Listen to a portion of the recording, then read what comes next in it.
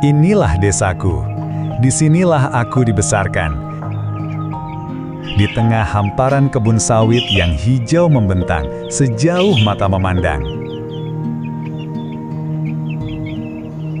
Setiap pagi, sinar matahari menari di sela-sela pelepah, membentuk bayang-bayang yang menenangkan.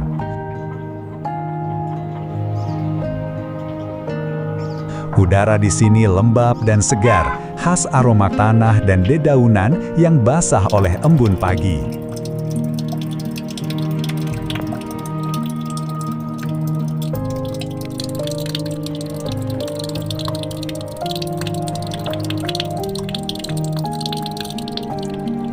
Di sekeliling rumahku, deretan pohon sawit tumbuh rapi, seperti penjaga yang setia menemani hari-hari kami.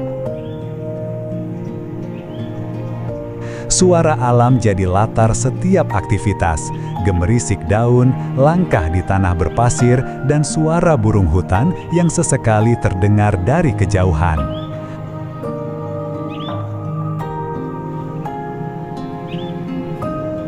Desaku mungkin tak seramai kota, tapi disinilah aku menemukan ketenangan. Antara sunyi dan kerja keras, antara hijau daun dan merahnya matahari senja di balik kebun sawit.